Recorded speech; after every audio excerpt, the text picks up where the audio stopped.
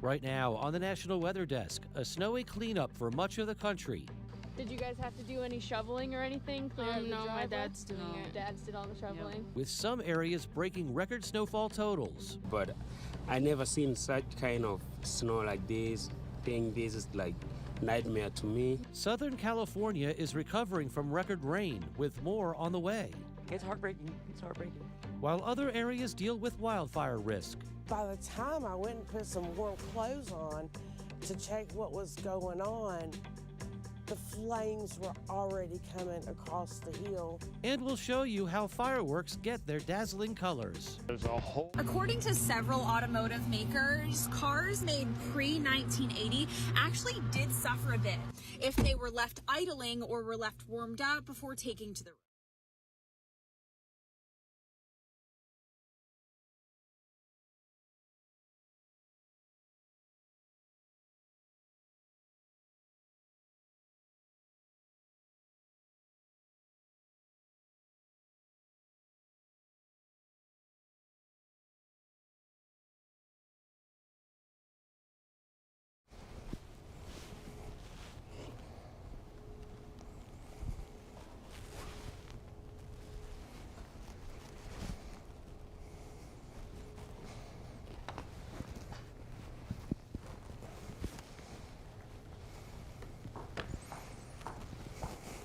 Yes, weather mic, mic 3, weather mic 3, weather mic 3, mic 3.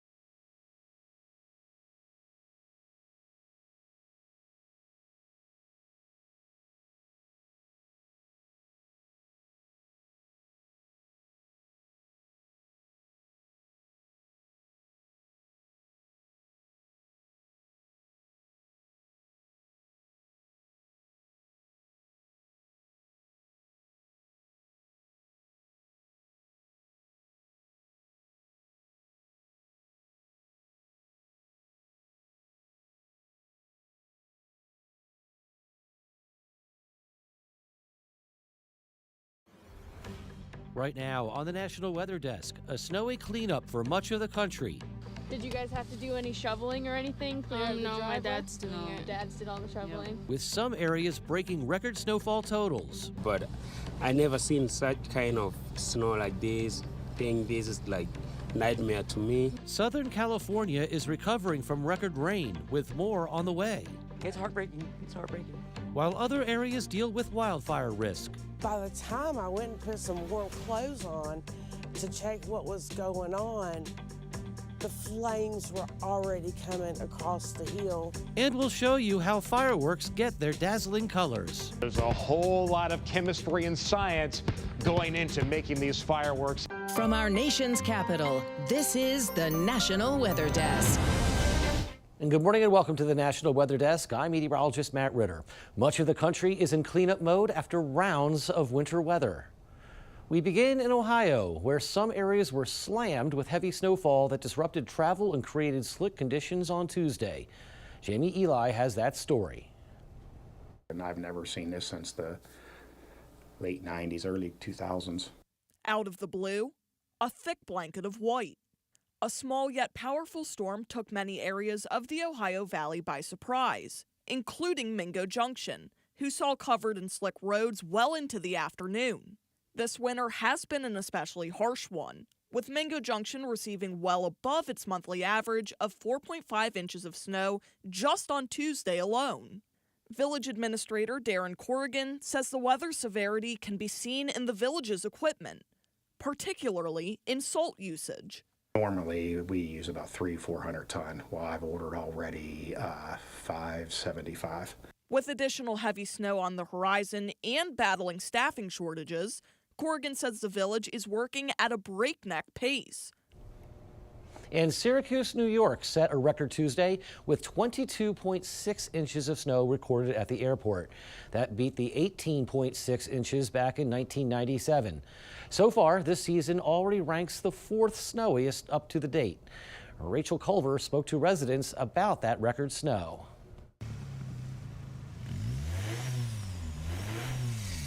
For some, it is snowfall like they've never seen before. I've been here for just a year and a half, but I never seen such kind of snow like this. Think this is like nightmare to me. For others, they've learned to take the Syracuse winter in stride, like the Esposito family, who moved back to the area after a few years in Florida. Did you guys have to do any shoveling or anything? No, my dad's doing it. Dad's did all the shoveling? Yep. Just try to, get our dog. We have to walk the dog, and so, we were trying to make a way here on the sidewalk just so we can get through. Yeah, you get some exercise because then you get shut in inside when it's snowing and slippery, but if you go outside and shuffle a little bit, then, you get a little bit of exercise with the shuffling. The snow is a bit of a learning curve for Shaban Swiri, but also a great story for family back home in Africa. It was difficult to move my car, so it ended up burning my tires and gas too. Yeah. Yeah, it was difficult to remove it. I have to take some pictures and then send it to them or call them on video call and then show them how the life going here. And snow fell over Charleston, West Virginia Tuesday. It was enough to veer highway conditions into dangerous territory. Bob Aaron breaks down what happened and what's likely on the horizon for today, New Year's Eve. Tuesday's snow squalls trailing over Charleston had road conditions going bad fast. A life-threatening crash saw a Jeep plunge off an overpass on I-77 and catch fire. Emergency crews rushed the man driving to a hospital. Bridges and elevated highways can quickly turn slick in the current cold conditions. Near whiteout conditions showed up in Kanawha City, and several accidents were reported around the county in the morning.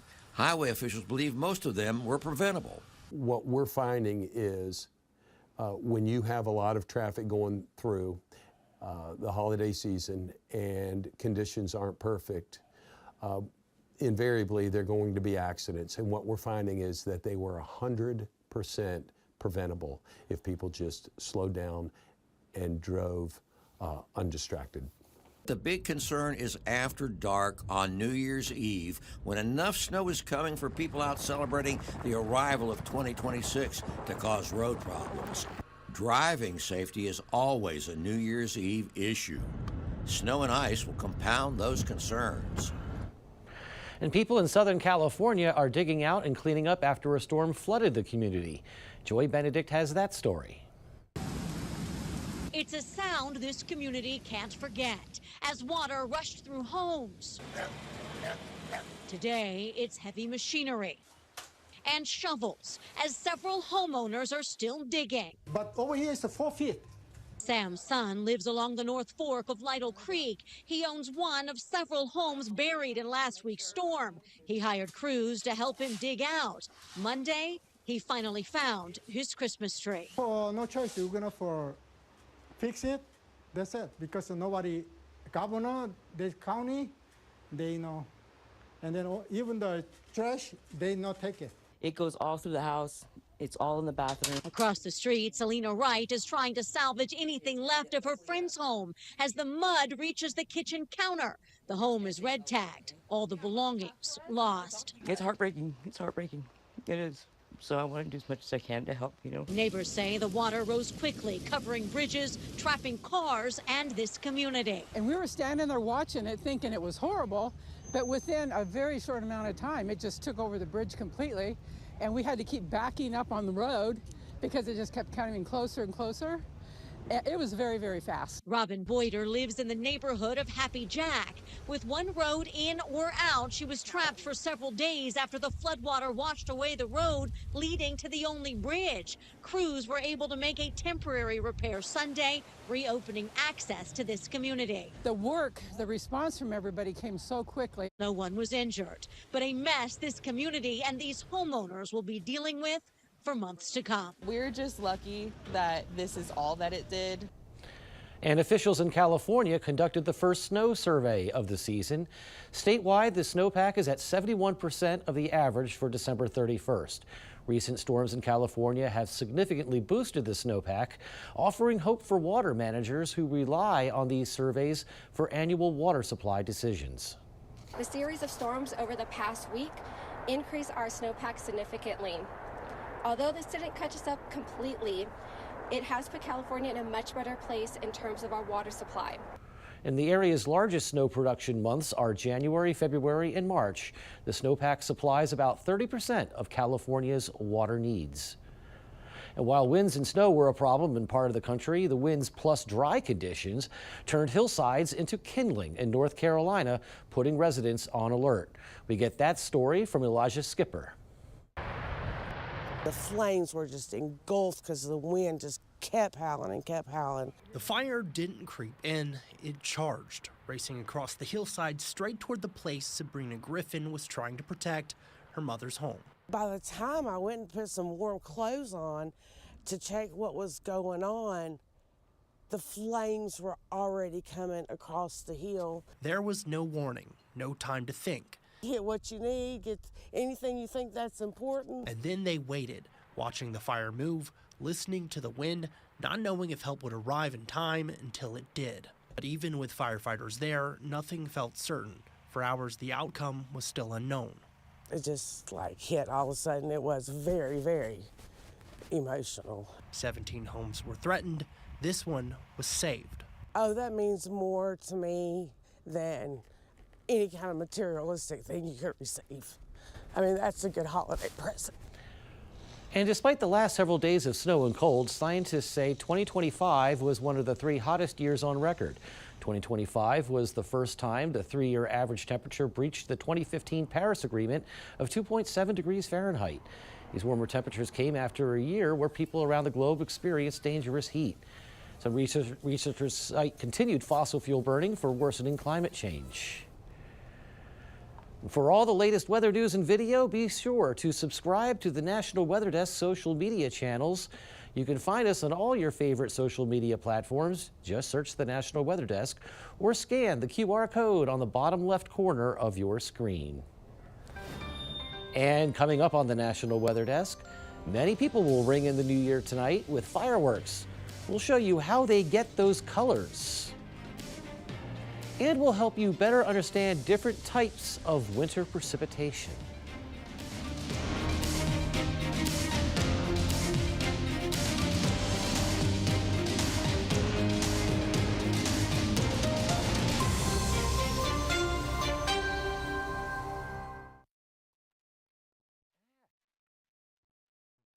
I'm meteorologist Charlie Lopresti with a look at the Northeast. We're tracking increasing clouds for most of the Northeast today. Here we are early in the day. Notice some sun in New England, and the overall trend will be for increasing amounts of clouds. The exception, lake effect snow. That's the big weather story off of Lake Erie and Lake Ontario. There'll be some hefty snowfall accumulations through parts of western New York. This is 1 o'clock in the afternoon. Now, our best chance for seeing snow area-wide will be on New Year's Eve and heading into early New Year's Day. I'm meteorologist Jasmine Lomax with a look at the Mid-Atlantic region. Some snow showers are possible, especially close to the Great Lakes. Then as we head into the night as a cold front passes, some isolated flurries across the region will be possible. Temperatures for the last day of the year will rise to the 20s, 30s, and 40s around the region. Then as we enter the new year, it will be cold with temperatures in the single digits, ranging through the 20s and into the low 30s. Good morning, meteorologist Michael Arbour with a look at your Southeast regional forecast for this last day of 2025. High pressure in control from the Atlantic coast to the Mississippi, down to the Gulf Coast with sunny skies throughout the Southeast, maybe a few patchy clouds through the mountains of Tennessee and also parts of North Carolina. Cold high temperatures, mostly in the 40s and 50s out there from about I-10 north. Look for low to mid 60s across Central and South Florida. 65 in West Palm, the warm spot, 49 in Nashville, the cool spot.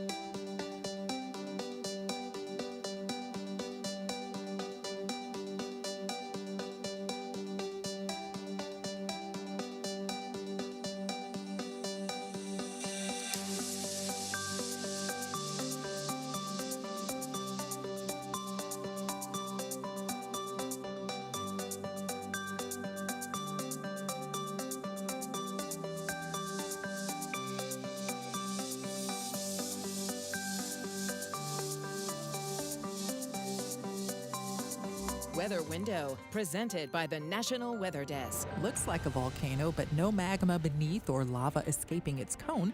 It's an ice volcano that shoots ice and water. It formed on the Lake Michigan shoreline. A few things help these form: wind and waves, air temperatures below freezing, and ice sheets at the surface. The waves push and spray the water through cracks in the ice, which freezes and falls, forming a volcano-like shape. For more content like this, like the National Weather Desk on Facebook. If you hadn't heard, today is the last day of 2025, and of course many people will be out celebrating with fireworks displays tonight. But do you know the science behind the color of those fireworks? Meteorologist Marshall McPeak tells us how those displays get those colors. You want to keep in mind there's some chemistry at work here to get all of those beautiful colors that we see from the fireworks. For instance, when we're talking about the color red in those fireworks displays, well, it's strontium, the element that they add to those shells to get those brilliant red colors. What if you wanted yellow in your fireworks displays? Well, that element is sodium that you add to get those yellow colors. White, however, is produced by adding magnesium to those shells. Now, let's say you want some orange color in your fireworks displays. You're going to add calcium to those fireworks to get that brilliant orange color. What about blue, my favorite color? Well, to get the blue colors, it is copper that they add to those firework shells. To get green, it's actually the element barium that they put in there to get those wonderful green colors. And for silver, we're talking magnesium, aluminum, or titanium to get that awesome silver color that you might see. What about violet? Well, to get the violet colors, it's copper and strontium added together to get the beautiful violet colors. So yes, these fireworks are awesome. They're really cool to see, but there's a whole lot of chemistry and science going into making these fireworks and getting those brilliant colors that you'll enjoy across the skies around the country.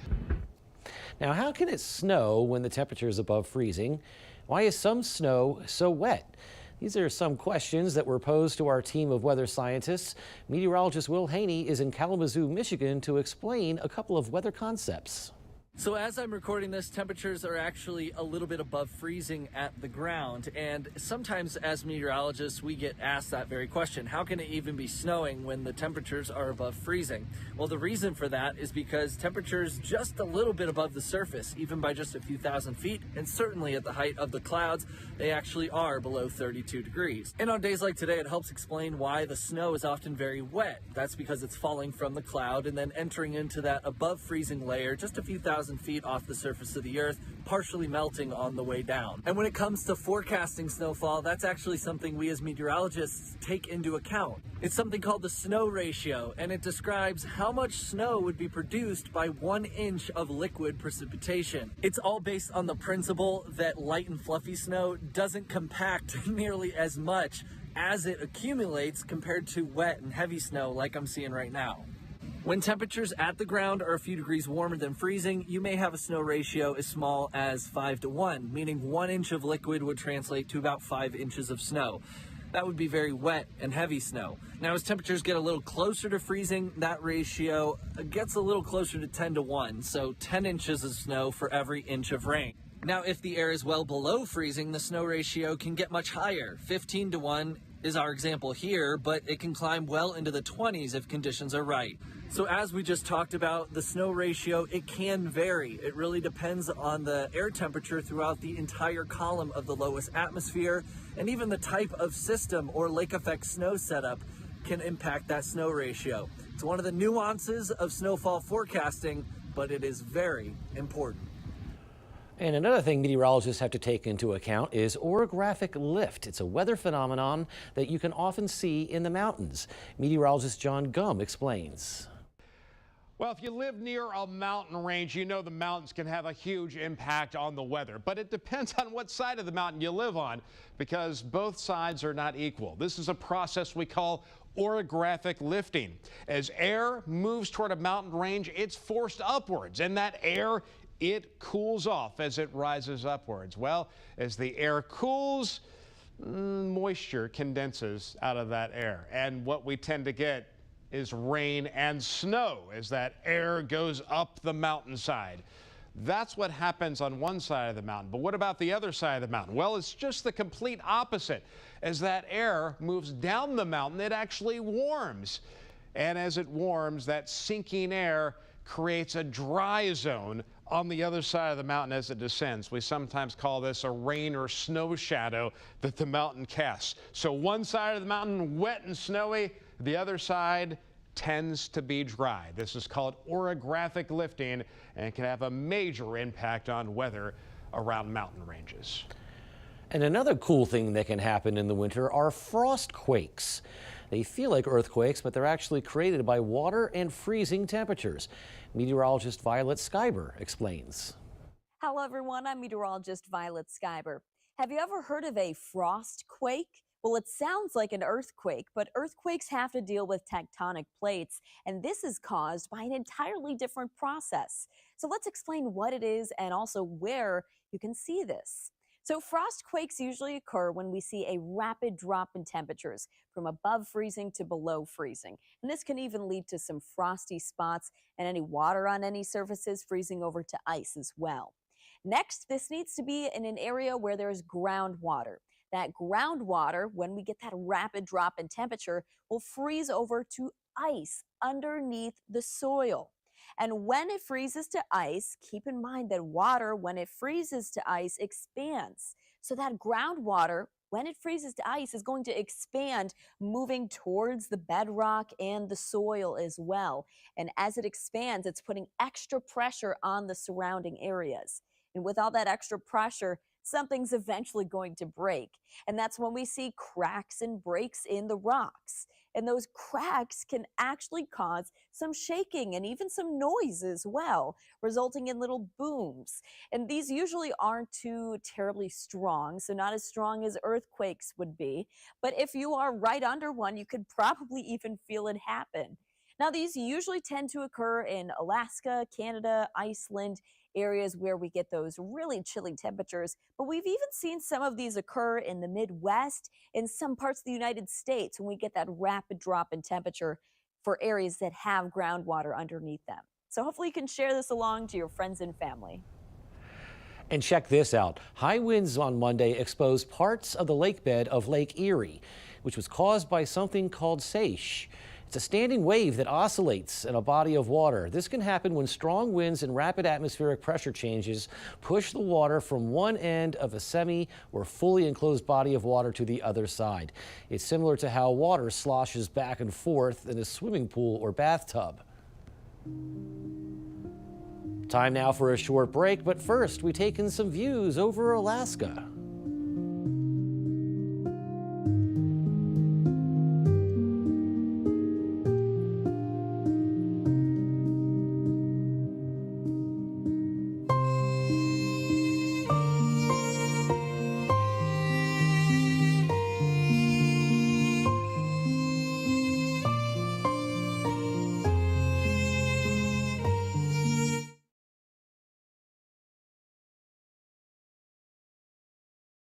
Well, a very good Wednesday morning, everyone. I'm meteorologist Andrew Buck-Michael. Alberta Clippers bringing some light snow across the Great Lakes region of the Midwest for the day today, but at the Southern Plains, you got tons of sunshine there. As we head into the day tomorrow, again, a little bit of snow trying to kick its way in with a third Alberta Clipper, and then a little quieter as we head into your Friday with more clouds moving their way in and temperatures staying kind of chilly for us, but we warm up more heading into the weekend and next week. Good morning, I'm meteorologist Alex Garcia. Look at the temperatures up here in Amarillo. We're waking up to 26, 39 for our friends in El Paso, 30s back up in Oklahoma City, 45 down into Brownsville. High pressure moves out, a few clouds come in. We're looking at a little bit of a trough line to the west, but not a whole lot of activity happening across the region. It'll be pretty quiet. Temperatures will warm up today. I'm meteorologist Alex Garcia. That's a look at your regional weather. Well, hi there, and a good Wednesday morning to everybody, and happy final day of 2025. I'm meteorologist Shannon O'Donnell. Out west, it's all about the rain again in the Golden State. More wet weather between the city by the bay and the City of Angels this afternoon. We'll end up in the mid-40s around Salt Lake City. Same goes for Seattle, where it looks like a dry New Year's Eve around the Emerald. Look at all that rain again curling back up the California coastline to wrap up the year. And that's the scene from here.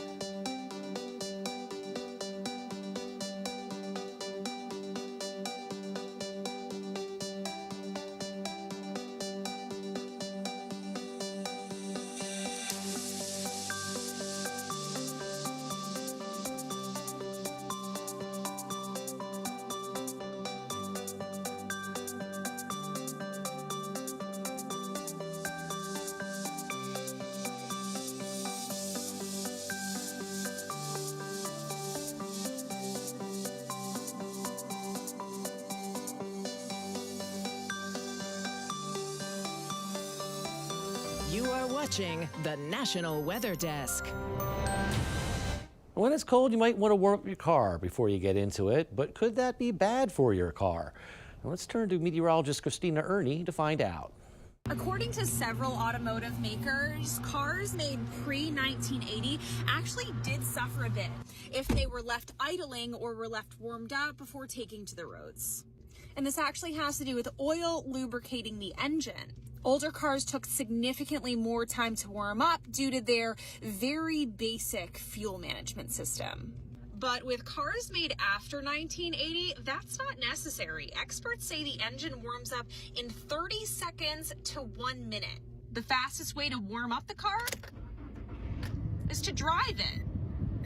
They say in 30 seconds, a car engine can reach 40 degrees, which is warm enough to drive safely without adding extra wear and tear on the vehicle. The biggest downside of idling a car in the driveway is gas emissions. Money you're essentially losing. And just 1 gallon of gasoline actually produces 20 pounds of CO2 or greenhouse gas emissions, really bad for the environment.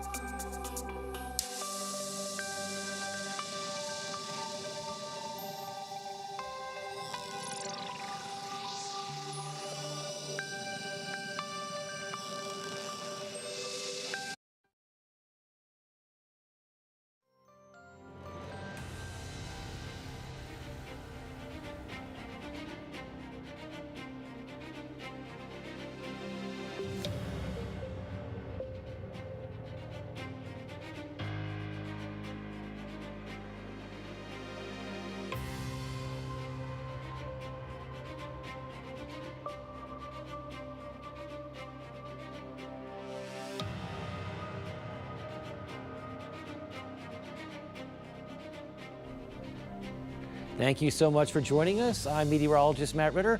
Enjoy the last day of 2025. Have a safe and happy New Year's Eve. And we'll see you right back here tomorrow at the National Weather Desk.